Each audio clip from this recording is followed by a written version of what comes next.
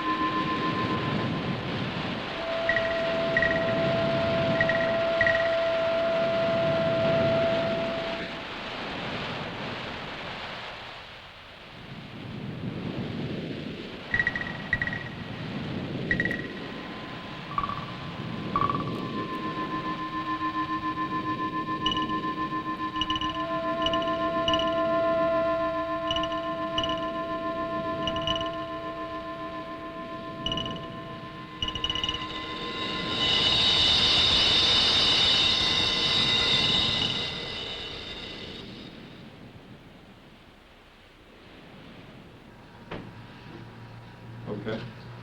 Other questions? We all set with that subject? Okay. Meanwhile, back to Othello. Now, first, are there questions that you'd like to bring up concerning anything that's gone on in the first couple of acts of Othello? No.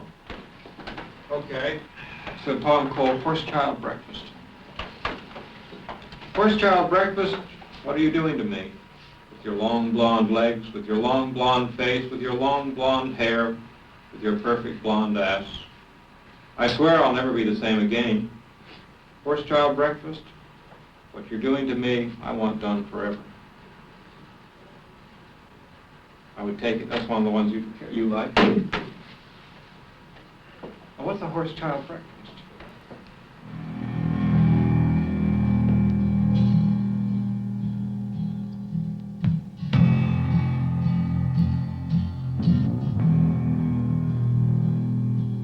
Hello there, is there any ad?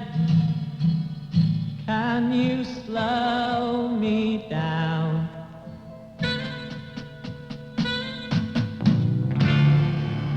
Can you believe that what you see could never ever be so real somehow? Down to earth, my merry man, there's some help needed here and you're there. You can see if you stand on your chair that there's millions and millions and millions and millions of people like hello there. Do you really care? Have you time to learn? Could you believe that what you read 1,000 pages couldn't tell you why? Down to earth, my merry man, there's some help needed here and you're there. You can see if you stand on your chair.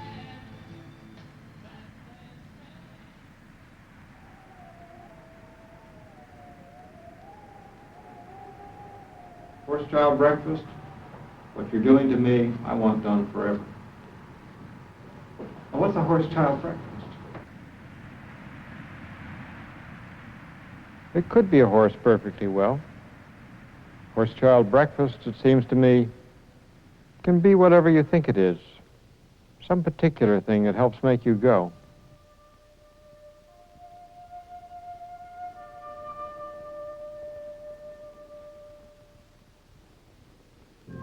Did you ever have a feeling in a dream that you could soar like a bird? Most people have. It's way back there, in the back of your mind. You can get that feeling in reality if you want to.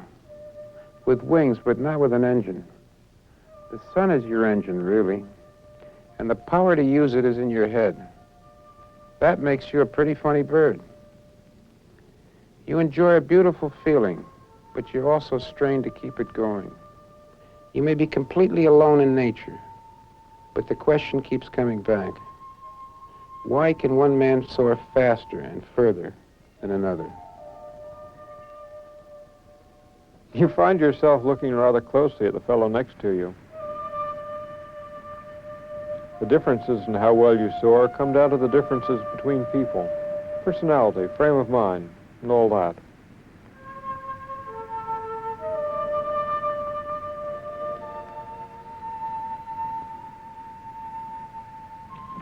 Good morning. Selected a task today. It will be for speed. Lebanon, Rutland, Middlebury, and return. It's 127 miles. We've got some interesting weather for you today. Before we get to that, I'd like John, we'd like to poll for numbers here and time selection. 12:38. 12:50. 1 o'clock. 1,500. The stability is unstable up to 10. So all I can say is good luck.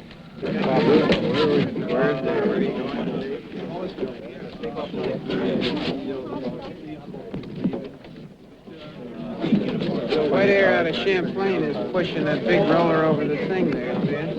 But it isn't happening on this ridge. No. It's probably trying to tell us something, like that ridge probably is in the down of this stuff. Here we go. Write down all those. I write down all that stuff in there as if I know what I'm writing down. It sounds good, you know. Looks good, you know. Right, all kinds of stuff. That's the Fontana de Trevi. That's a drinking spot in the case of the left. Look at her. You throw 3 pennies in there and you win. It's all on my foot. Good. Now let's put it in the icebox. We'll have it for dinner tonight.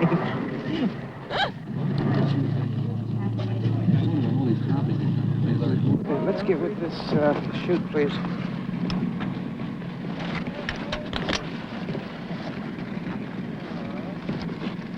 Cigarettes? All right, whiskey.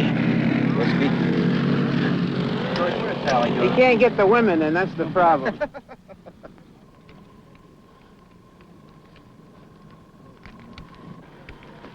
Glasses.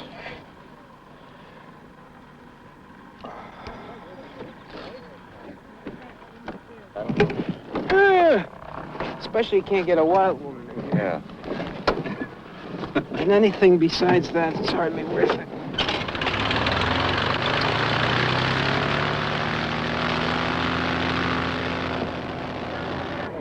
Okay. Nope. Lift the front again. Lift the front. You're in on one side and not on the other. Oh, boy, be careful. You'll bust it out. All right, what do I do? I don't know. You want everything to be smooth, because a lot will depend on your spirits. How you're feeling and thinking can determine how fast you're able to soar. Yeah? Hook up and get out now, huh? What about your, Gleb? What about your... Yeah. Want to pull off? I don't even know how it slipped down on that side. Oh, boy. That's got it out now. They both have to go in together. They're both in together. All right.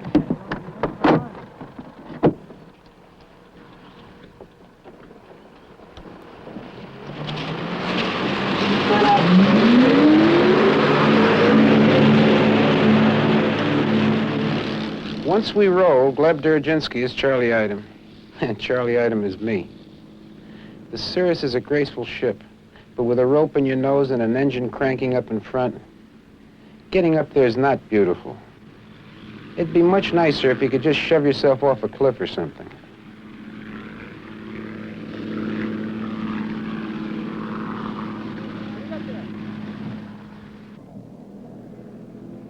Some wives wouldn't care for the job, but Suzanne was a glider pilot before we were married, and she understands everything. When you hear double X, that's the radio call for both Moffats, me in the air and Suzanne as ground crew. The ship we borrowed here is heavier than the rest, and Suzanne will drive the trailer along under me wherever I go.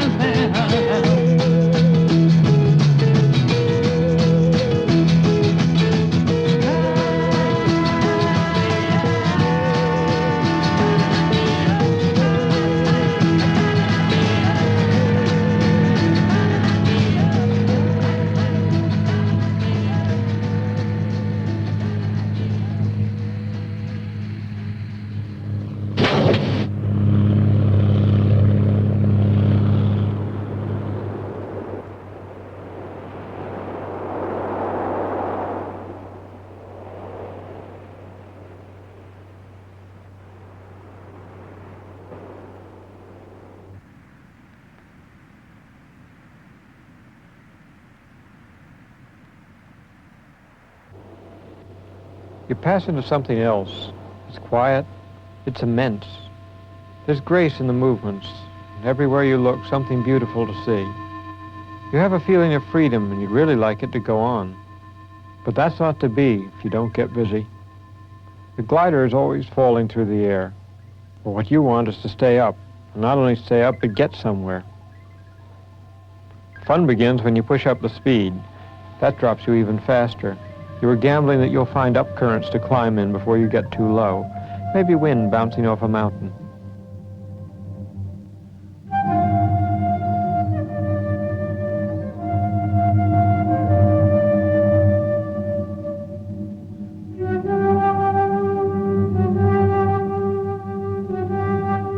You can feel the wind beginning to lift the ship. The ridge lift is strong. You can soar right up a crest, but try not to fall below it, because the lower you get, the weaker the lift.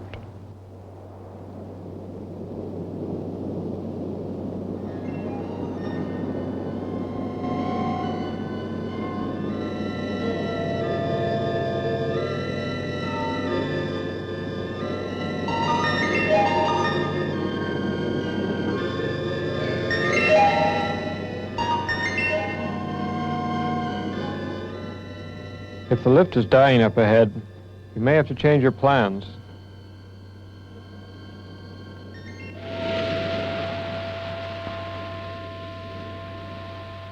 You hope it's still cooking back where you came from.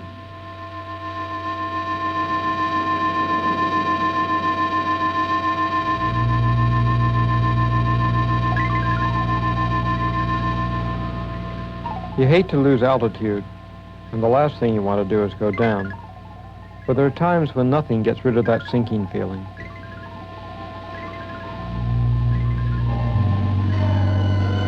You may have to face the fact at some point, preferably not too low, that you've lost your gamble. What's left can look pretty grim.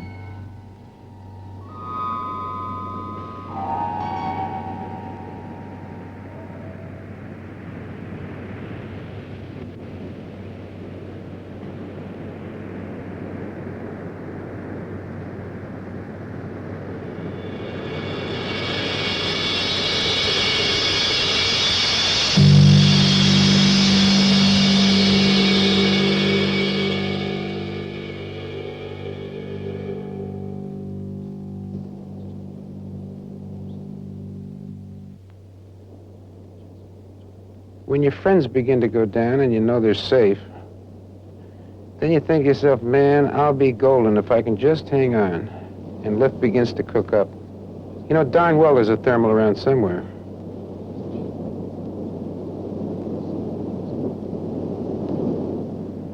You may see a cloud forming, and you move under it. Bang, a jolt.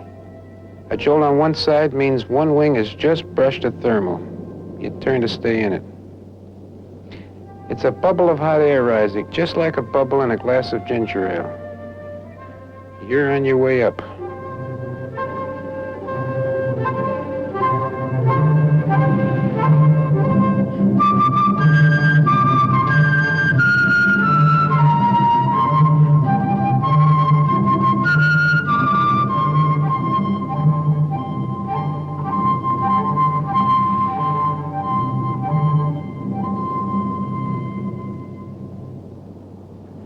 Climb 1 mile up, that's enough altitude to fly 40 forward.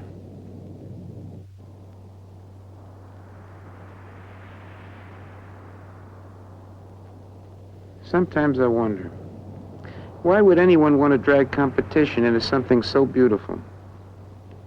You found a freedom and a solitude only the birds have had before, and you wind up bringing discipline and people into it. But when you know that someone is trying to beat you around a course, something happens. You push up your speed, drop faster, climb better. It's exciting to find out you can soar better than you ever thought you could. Now you're racing all over Vermont for the championship of the Northeast. And this is just a warm-up for the Nationals in Marfa, Texas. As soon as you think you can make the finish line, you start the final glide. A dive, really. Begin too far out and you fall short. Too slow, maybe someone else beats you. Too fast and the wings fall off.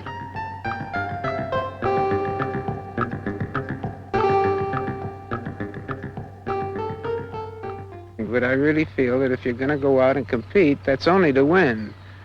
And, you know, I think that... Otherwise, what's the sense of competing?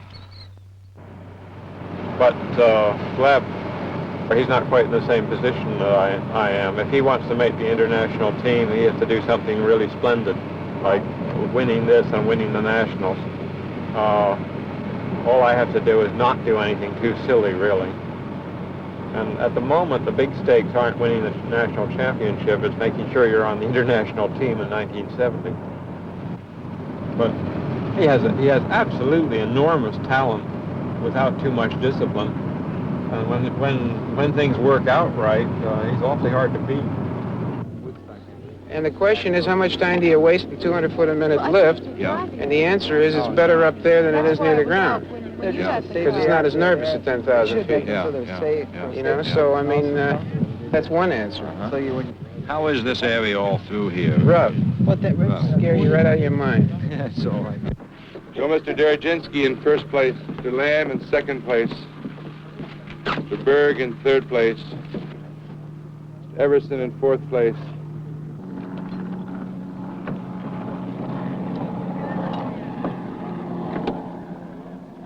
In the past, winning is sort of a dream.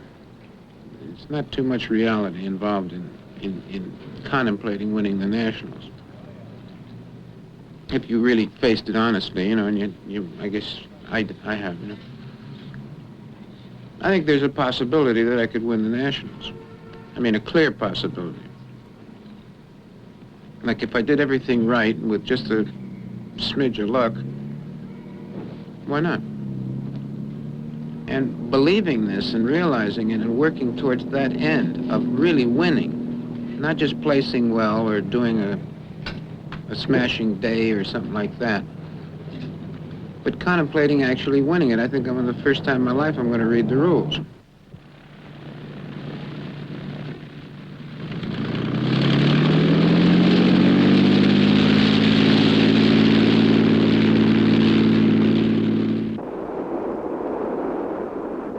If you've gone down the first day, you really have to make up the points on the second.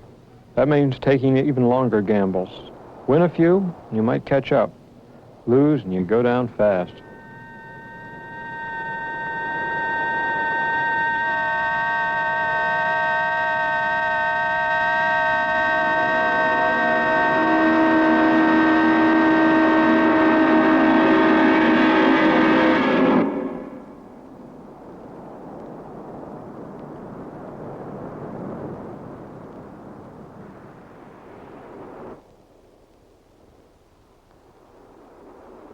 So I came back, passing, and I went field by field by field by field by field, and when I got so low that I couldn't see over the trees in the next field, I figured that's the one I better take. Then you saw Moffett? I saw Moffett, and I decided to go past Moffett, so I ended about 18 mud steps that side of Moffett.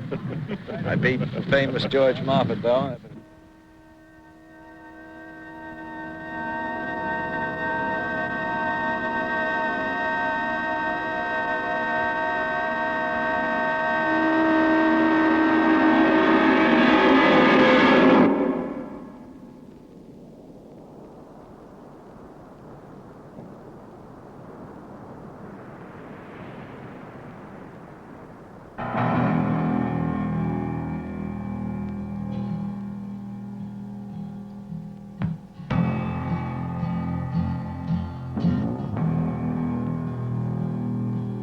Hello there, is there any ad? Can you slow me down?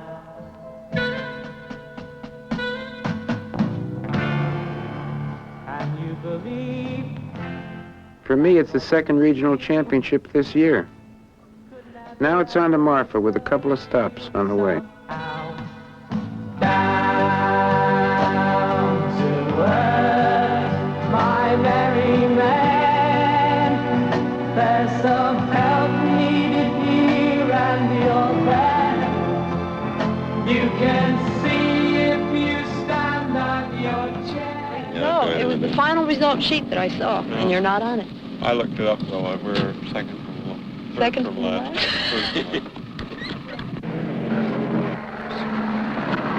But the thing about gliding, you never know if you go up and try.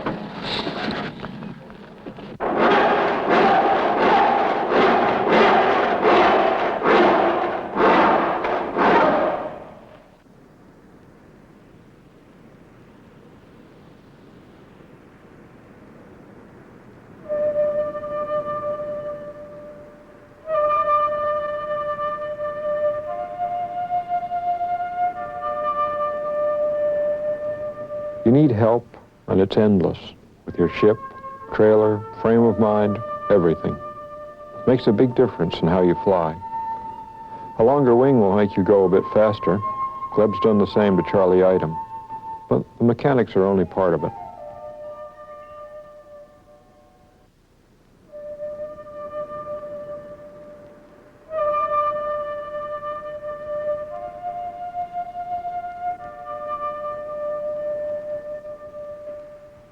My two gorgeous little yo-yos. Their mother's good about visits, but the whole thing still has to be resolved. You just can't let things like that distract you from what you should be thinking about. Marfa's rough in another way. You get thunderstorm activity that builds up off of Livermore, and you got to really watch that because it'll cut across the path and it'll shadow the ground. And that's all they wrote. And those things are so big that to get around them is not so easy. I mean, to come around the backside or something of that sort is a whole big problem.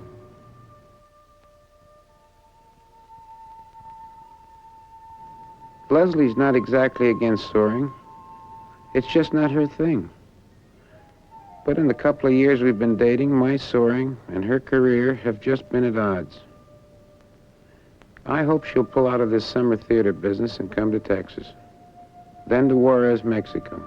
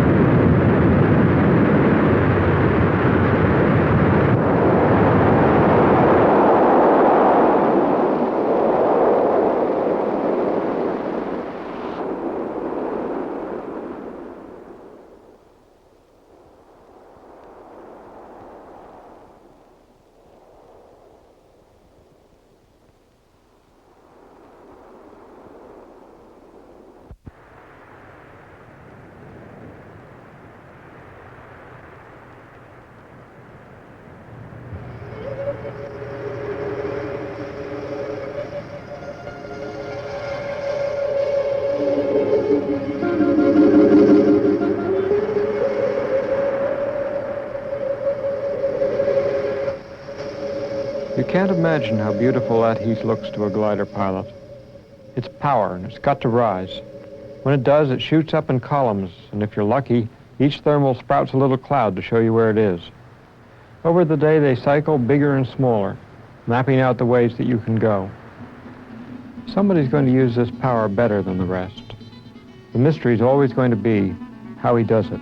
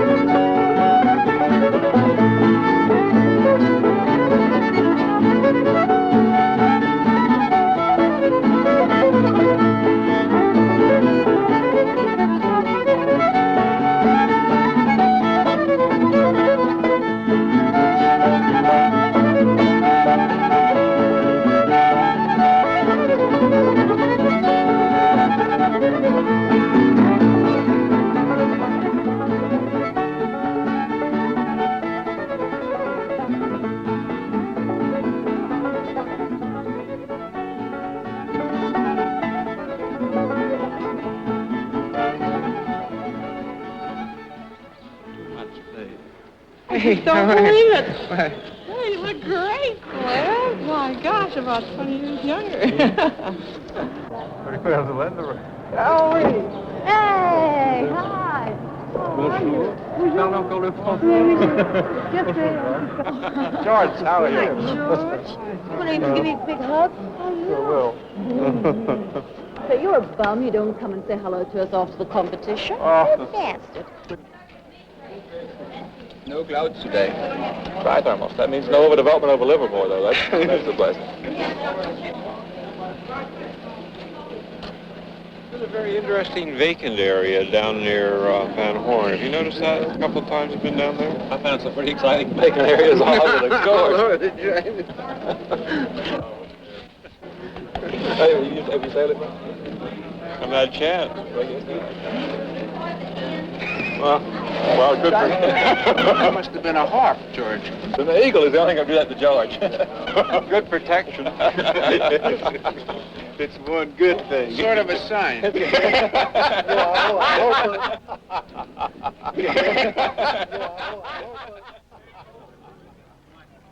With their extended wings, Double X and Charlie Item are as advanced as any ships here, but one. The real threat here is the ASW-12. It's the biggest, the fastest, the best. I had one on order, but I decided against it because of the danger of landing with nothing but a tail chute to slow it down. Most ships have dive brakes too. That chute is really chancy. One landing in the yucca plants could really tear that ship up. Wally Scott is taking the gamble that he will always be able to land on airports. Good morning, gentlemen. Welcome to 36 Nationals. And the task for today will be a speed pass from Marfa to Van Horn to Fort Stockton and back to Marfa. Total distance of 422 kilometers or 262.5 miles.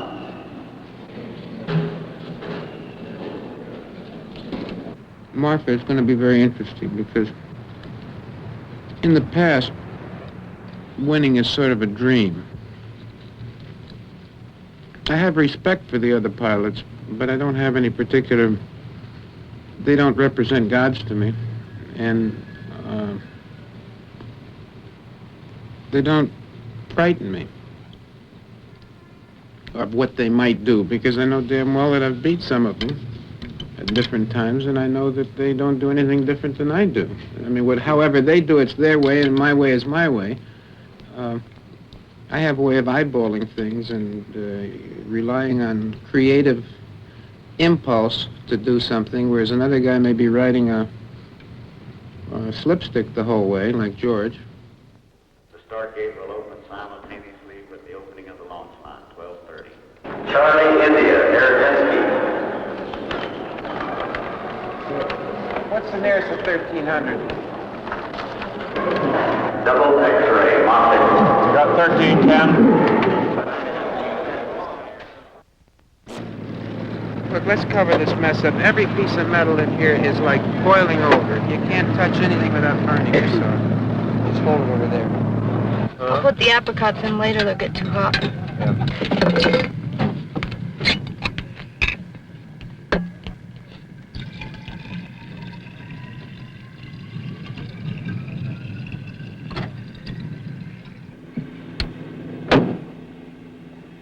8 days against 85 pilots. But George has placed second before, fourth in the world, and nobody's won more regionals this year than I have.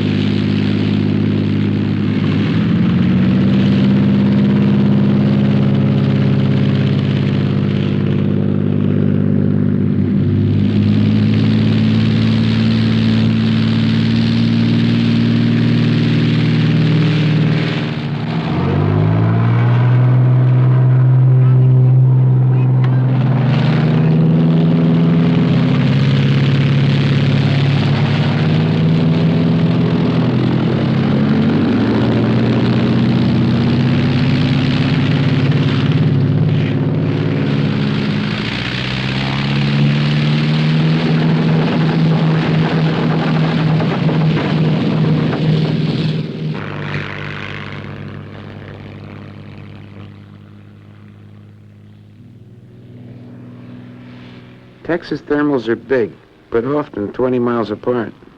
Today they're invisible, no clouds to show where they are. My crew knows that I could miss once and go down any time. Okay. So they'll try to stay under me all the way. Boo and Mark are very good at that.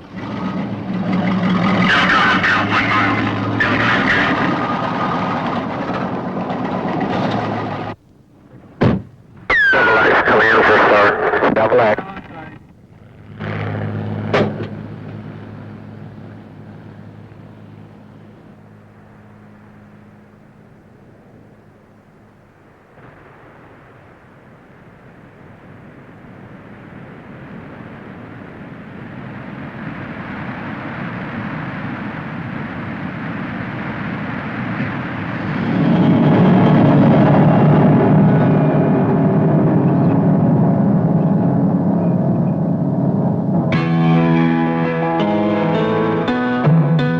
There's nothing in the world like hitting a Texas boomer at 120 miles per hour.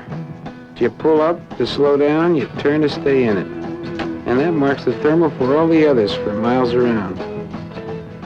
As ships swarm up in the bottom, you're climbing up the center and diving out the top. Sometimes the thermal becomes so full of wings that they trace its outline leaning upward in the wind, from the ground to 10,000 feet.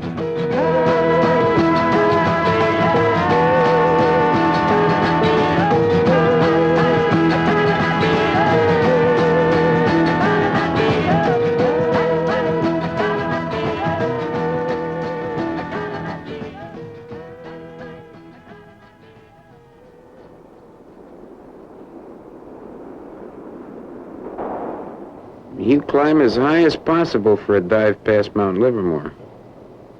That's an area of rough peaks and wild wind currents. To get low at Mount Livermore is to risk going down in territory that's really unlandable.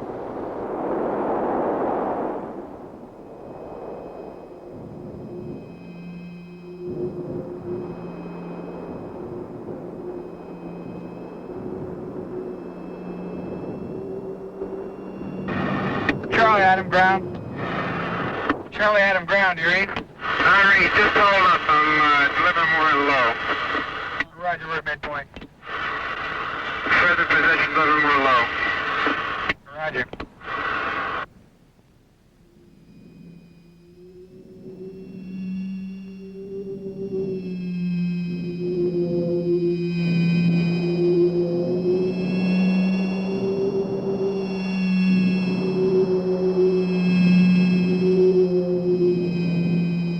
I find my hands never sweat, but every now and then I find I have to wipe them on my pants because they are sweating. And there you sit struggling like circling at 70 where I should be circling at 52 or 3 maybe, and being tossed around, you know, just the G-loads and the tossing and the noise that goes on, everything is shaking. And in that bloody cliff, every time you turn into it, it's right there in front of you and you say, man.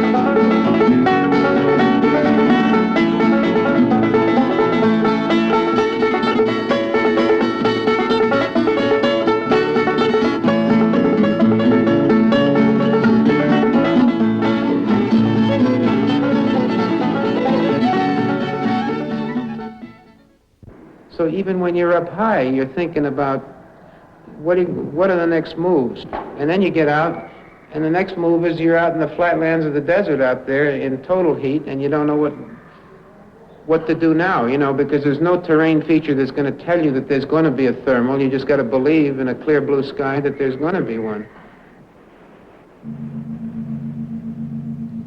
One visual indication you don't want to see is dust being swept up by a strong wind blowing head-on down the last leg. To penetrate into a headwind, you have to dive faster. So you go down faster. There's high ground to clear before the Marfa Plain.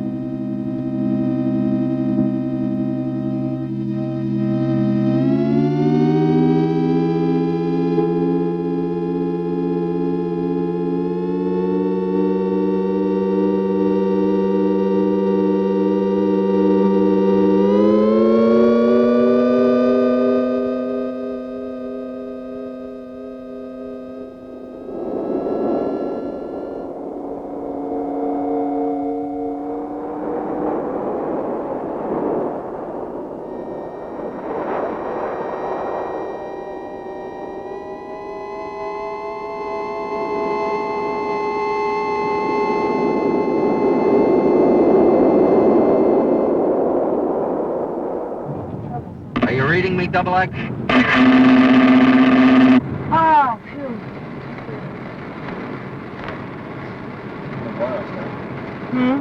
Yeah.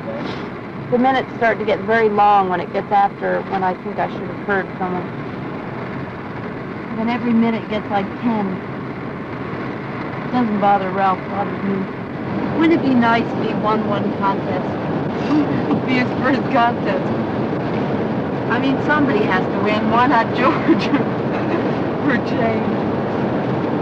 He's almost won so many.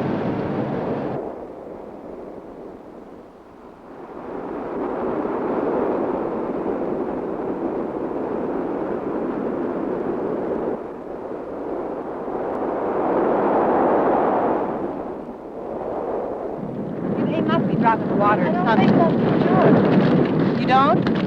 That's not George. Yes, it is. It's George. Well, what's that? No. Ballast. Well, it's ballast, right? Water? Why? That's our afterburner. What?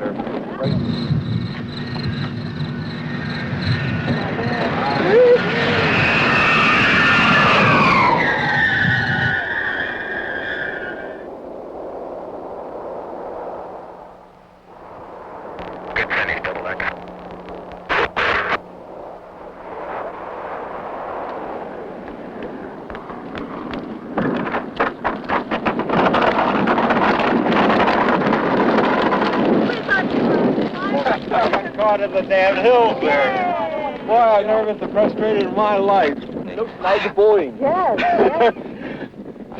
We were scared. We thought it was something else. Oh, man. No, 3 minutes, 4 minutes now. Against the other. Who's back? Just you. You. Oh, that's nice. Another came. John Ryan. There's another coming.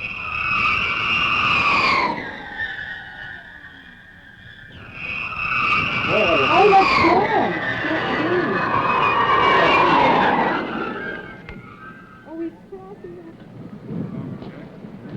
What's that thing coming? He's coming fast. It's a long wing. Oh, he has it easily. That's probably Gleb. Come on, Gleb. Did you hear Gleb? No, it's a feeble. I'm Just saying, I'm come sure on, Gleb Gleb. is down. Charlie out of the wind, 150 degrees. That's him. He's coming! Goddamn Charlie Adam. Beautiful, beautiful. There's no rope. Beautiful.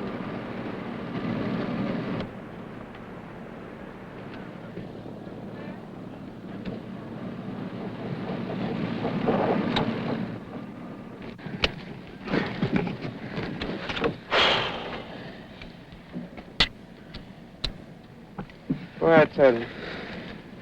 I don't care. You made it. That's all that counts. You made it. Feet off the ground, man. There's 2 trailers trying to tell me where I shouldn't land. You know, those are the only 2 places I was thinking of landing. You made it. That's all that counts. I had my hand on the dive brakes and the wheel was out. The water was gone. Something. You made fabulous time to Stockton now, guy. I was beating Ben Green like he was standing. Ben Green landed out. You're kidding me. He didn't make it in. He landed 4 miles out on the ground. Joking. Woo-hoo! Martha just screamed around the course. Yeah, sure. 4 hours even. 65 miles an hour. You made it, though. It doesn't make a difference. I know it doesn't make it. The point spread. Go ahead. Listen, the batteries came undone. That was a little excitement in the cockpit. Yeah. Just go on in. We'll take it in. Oh, you have no idea, man. The suffering that went on in that cockpit, baby. Oh, yes, I do. There you go. Glad you're back. Every damn time I thought I had enough altitude, I didn't. Until finally I said, to hell with it. I don't care how much time it takes me. I'm getting enough altitude here and I'll dive it off. Because I've had it. So I would... I had no penetration without water. Well, you know, I had full water. I came in at 6. I came in. I had so I was 16-1 to get here at Starnes Airport, 10 miles out. I couldn't. You barely made it. Barely. I was down below that hill. Yeah, yeah. I had to get another 1,500 feet. Boy, that wind was really vicious. Oh. Boy, he scratched himself in, didn't he? Holy Jesus. Here's the guy pooping in. Said he was making around the hangar.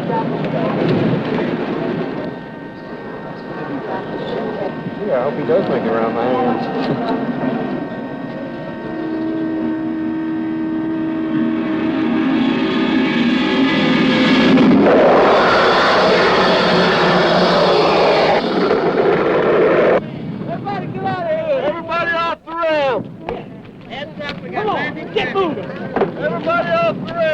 Stupid, that's what gets me. It's just stupid. Get back off the ramp. Hey, Dad, we got a finisher. Let's get everybody off the ramp. Let's get, too low, he's not gonna make it long. That's not the right direction. But he hasn't got enough altitude. Something here. And land in the boondocks out there. Look at it, he's getting low. Right between those 3 poles. He's real low.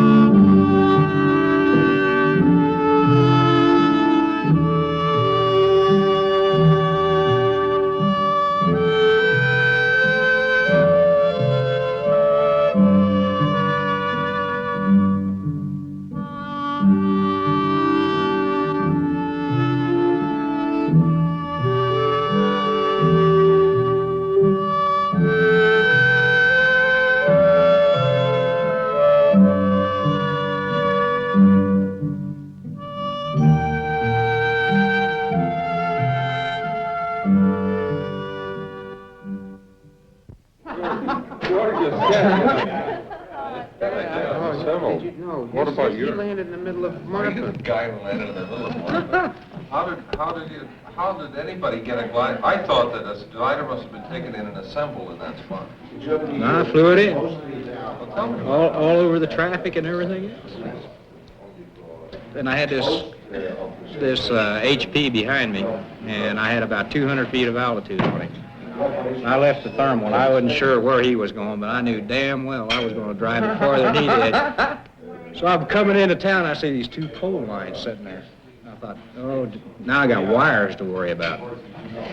So I came in to the point where I could see a pair of wires going across the road. Over we went, right down on the road, and then I had a car in front of me. And he's slowing up, and I can't, I'm not even on the ground yet. The yellow light blinking at me, and he's slowing down, and I got to go over the car and under the light. I was going to go as far as he'd go. Or I could have gone as far as the Thunderbird.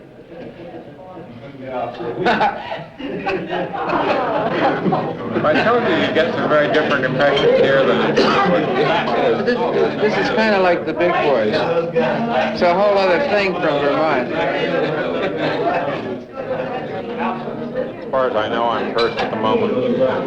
What happens now? Oh, it gives you a bit of a buffer to work with. You can afford to be a little bit more conservative.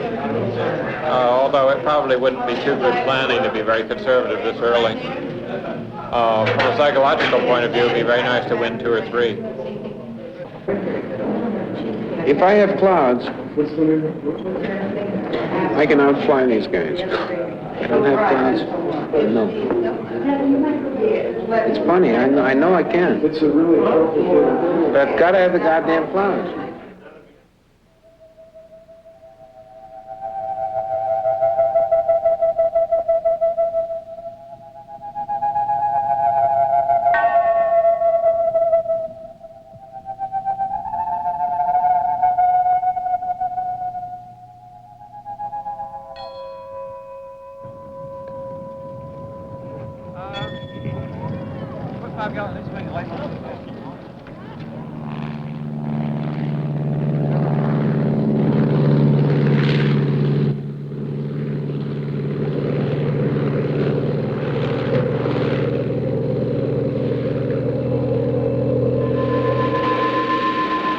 I love changes in weather, but a line of thunderstorms can be pretty irresponsible.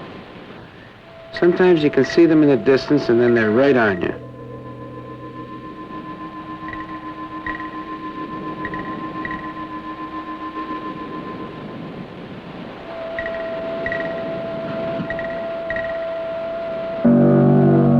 They can pop up and block your path, snuff out the thermals and move in all around you.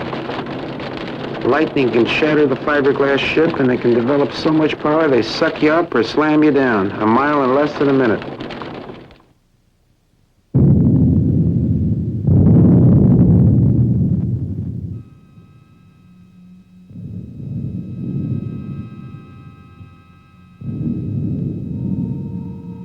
I've got to cover good distance today. The question will be when to push.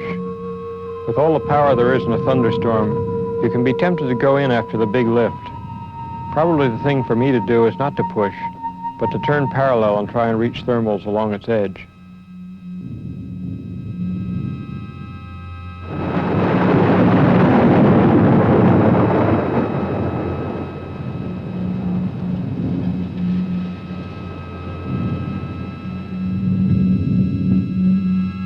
It might be a long chance trying to make it through a front. But if you found tremendous lift on the other side, you might leave the whole bunch behind.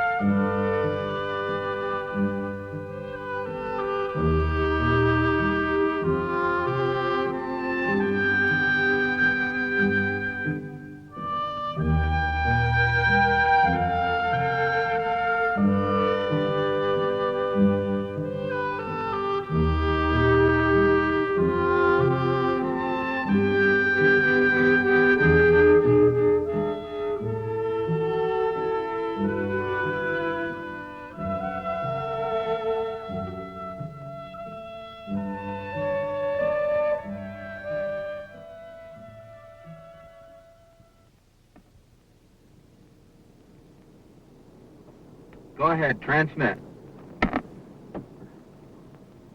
Are you on? Yeah, we're with you. Go ahead. Are you on? All right. Affirm, affirm, affirm.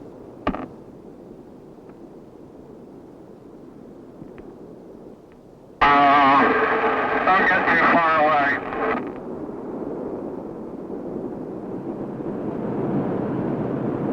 Double X. Double X.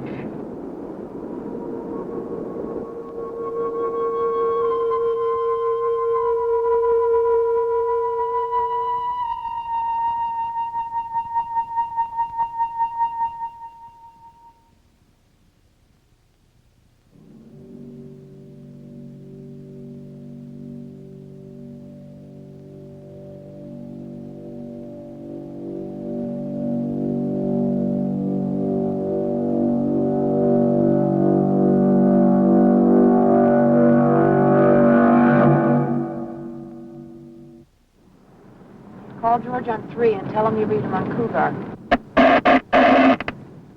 If he's in trouble, Ralph, call him and tell him you read him on Cougar. Double X.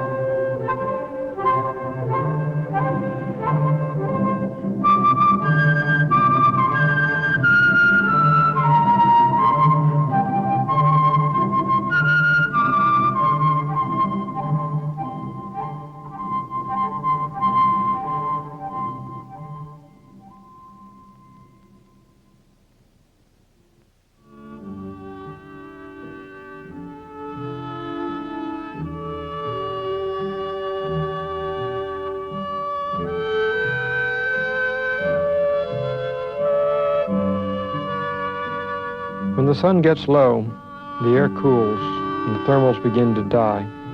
Now you push for every mile, every foot you can get. From here on, it's stretching.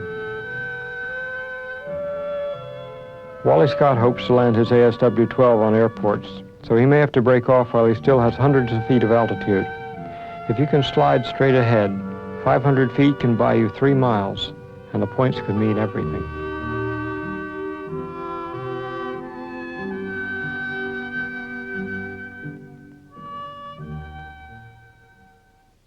So I just, from 500 feet, dumped it in because 500 feet, is kind of ridiculous. You go 7 more miles, 14 points maybe, I lost the national championships by 9 points, though. Because that's a question of judgment. First, you can't allow your judgment to be influenced by the fact that you might be scared. Just as you can't allow your judgment to be influenced by the fact that you might be tired or sat in the sun too long. But I call that more a matter of will to win than a will of courage. Will to win? Yeah. I don't think very many people can, in any competition that I've ever been in, have the right kind of attitude to win.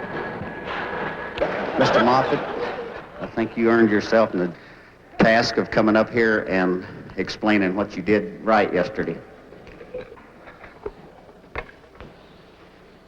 I was very cautious for up to about Mount Livermore, making great use of other people's jaggles and so on. By the time I got to Livermore, it became obvious. It's a kind of a game. Everyone wanting to know how the winner did it the day before, as if something he could say would reveal the big secret. Gleb says the power to soar is in your mind. I would say the trick is in handling your several minds at once. Certainly your feelings determine how fast or how slow you fly, but it's easier to talk about the thinking involved. You want to win the start. That means crossing just a few feet below the starting line over the airport, right at your maximum speed, say 140 miles an hour. As soon as you're safely across, you pull up You've already gained a good deal on the pilot who has underestimated his start. He started several hundred feet lower, doing maybe 80 miles an hour. When he crosses the line, he looks up and sees the other chaps ahead. He may not think too much of it. However, if he gets out his calculator, you'll find he needs 80 seconds to climb back that lost altitude. George sits there with a slide rule. So do I. But he says he's concentrating every second. Ross can't even find time to light a cigarette. I don't know why you have to concentrate to that extent. I don't think I could do that anyway. I get carried away with a beautiful cloud or something, but... I'm not guessing at these figures. I worked it all out on my handy-dandy calculator for all of these things.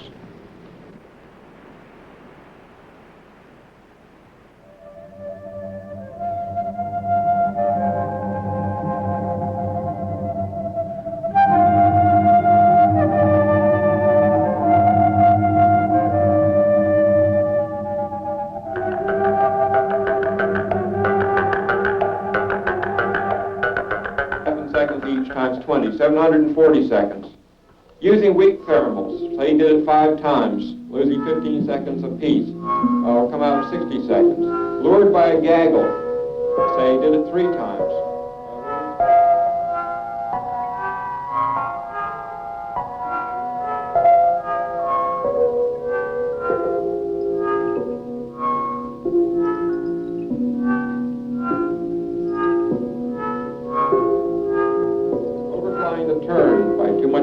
Will cost him 100 seconds, and a bad finish technique will cost him 80 seconds. What does this add up to? It adds up to 2,070 seconds, which is 34 and 1/2 minutes.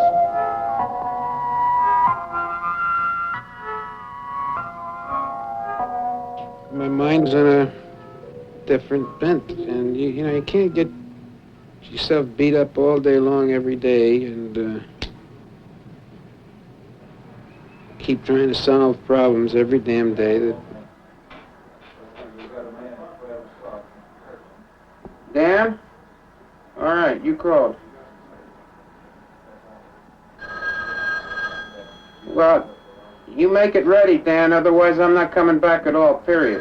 I'm going to go to Mexico, and I'm going to sit in Mexico, and you can all go freeze your asses up there. And I mean, I'm dead serious. Now, let's just make it work for a change, huh? Whatever she wants, she gets. I want to go to Mexico and get it over with, you understand? What insurance policy? Tell her I'll give her any insurance policy she wants. Just say yes.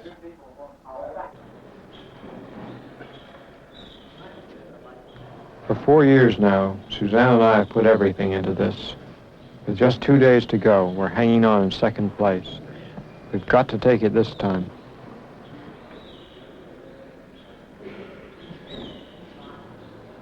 Wally Scott has been winning the speed test in his ASW-12. It gives him an edge, 5% every mile, every hour. But what we're really up against isn't just the ship. The flight yesterday was pretty straightforward. I never got below about 8,000 feet. I would like to make a public apology. I mentioned Mount Livermore up here yesterday. Evidently, she didn't take too kindly to it. She treated me pretty rough. So forgive me, Mount Livermore. Thank you.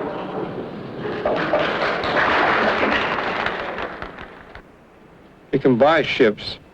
You can practice techniques. All the top 20 do that. But Wally has talent, too. That's the wild factor. Gleb is a great example of this. He has talent falling out his ears. Most people with talent of any considerable sort are quite well aware of how precarious it is and are very much afraid it'll go away. I hope he wins it. He should. And this is tonight. And brilliant pilot. Brilliant. George got his points on Scott today. What did he do? 475. He did do 475. Scott did 390, so he picked up 180, and Scott was 90 ahead of him, so George will be 85 or so ahead of him. Ahead of him? Yeah. And now he's really got the problem of holding it tomorrow. He should be, George kind of worries me a little bit. He reminds me of Sterling Moss. Like a brilliant driver, brilliant pilot, never wins the world's, Grand Prix. Moss never won a Grand Prix, a World Championship.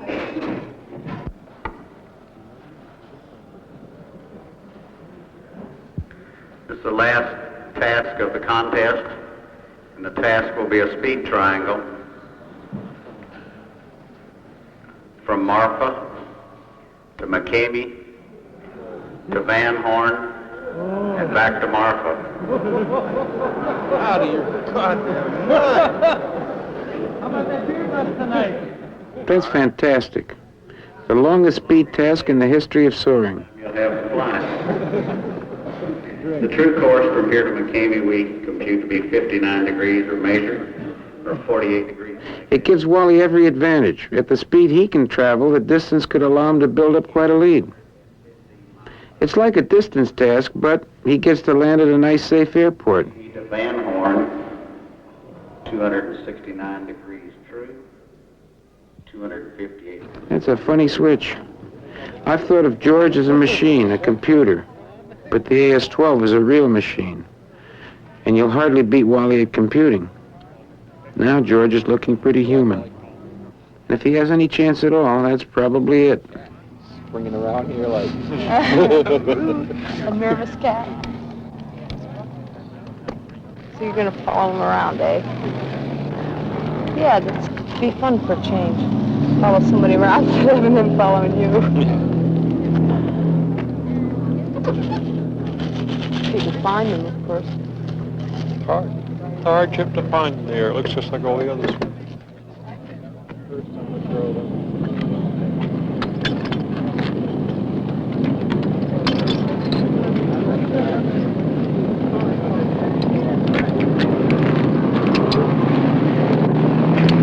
I think Scott will pull it off. He's got a hunch. It's a real toss-up. Both George and Wally's temperament is, I think, equally suited to the task we have today. Or any one of the top 20 maybe could win. It isn't a real speed task. Yeah. It's so long that it almost turns into a survival contest. I feel like a guy who's accepted an invitation to an 8-hour full-dress formal ball, and I say, why did I accept, I don't want to go.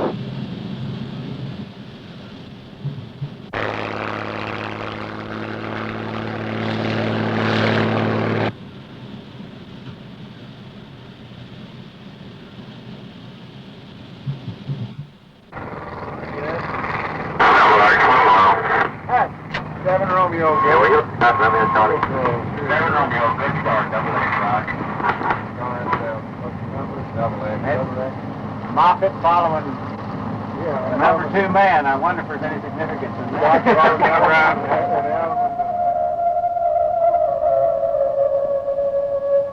Wally's faster, but I'm ahead in points. But I'll know he's not out building up a big lead if I can just keep him in sight.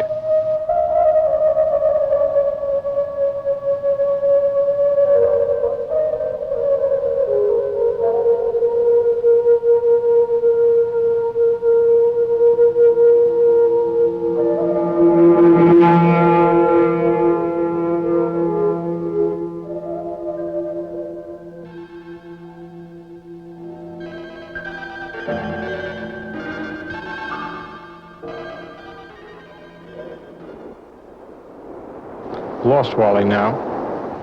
There's nothing to do but run as fast as I can, dive right through the weak thermals, turn in the strongest, dive on for the next at the highest speed you dare. You fly 120 miles, concentrating to drive up your speed, and never any sign of Wally. More and more you realize that what you're up against is yourself. Over Van Horn now, making the last turn for Marfa.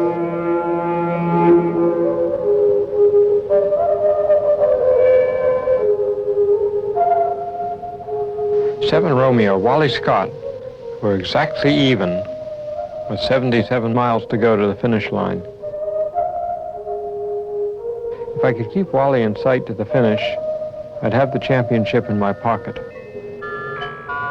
Now Wally has to take some chances, and there's a big one staring us in the face.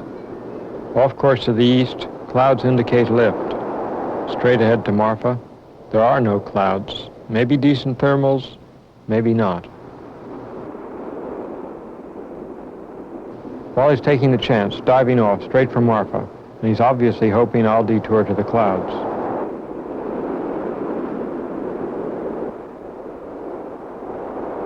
If I'd gone with him and stayed with him, I would have been sure of the championship. I just thought I could go faster the long way around.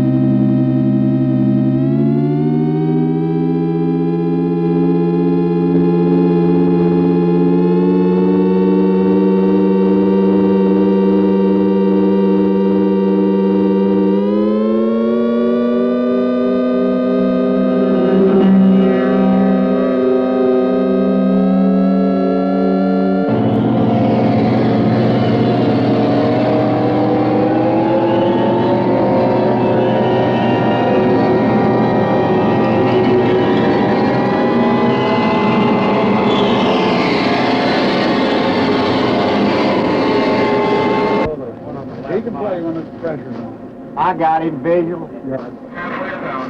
Look at those wings go. His water ballast is out. He's moving, boy. What's he doing, Fred? 100? Stand by, quiet. He's doing better than 100, I can tell you that. He's doing about 150. There went the roller. You just saw the champion come home. That's it. He sure did. Where's Suzanne? That ought to be worth seeing.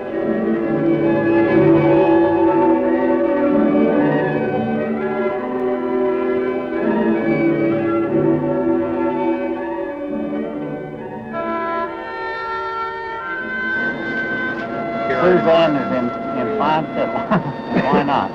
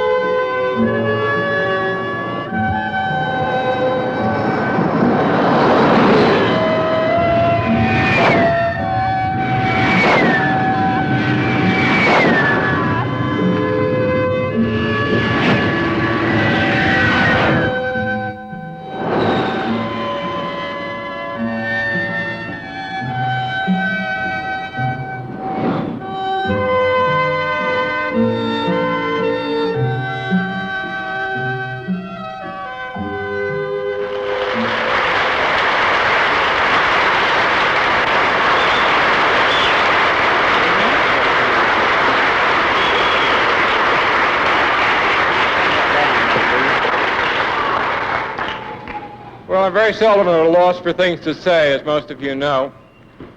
I've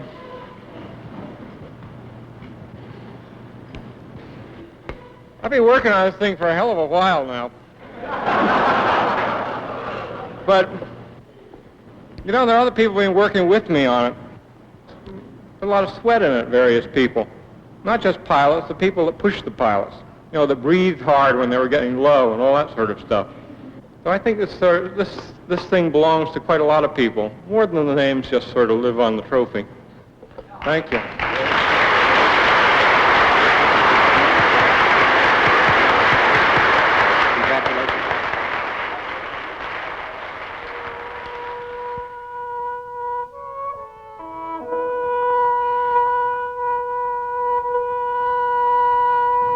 I mean, after having witnessed what I saw, I'm not so sure I could walk away and win that thing at all, but I don't think I gave it a chance.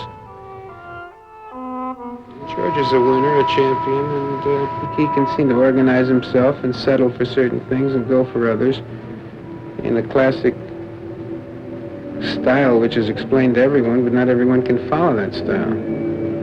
Plus, he has the help of his wife, which is a highly unusual situation, because normally it would be almost vice versa.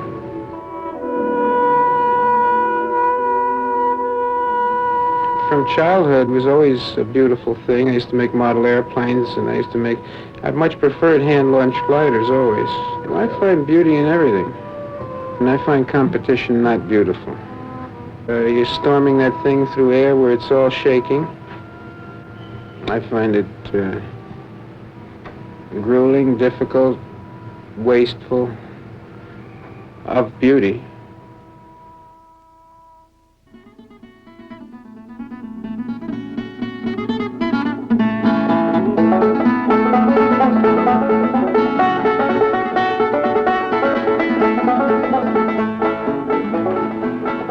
Horse child breakfast, what are you doing to me?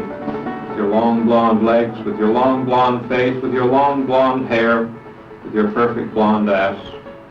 I swear I'll never be the same again. Horse child breakfast, what you're doing to me, I want done forever. I would take it. That's one of the ones you like. Well, what's a horse child breakfast? Could be a horse perfectly well. Horse child breakfast, seems to me, can be whatever you think it is.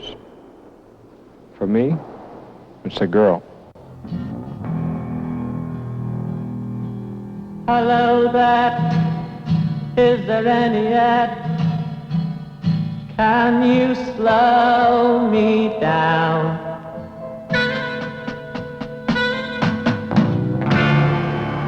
Can you believe that what you see could never ever be so real somehow?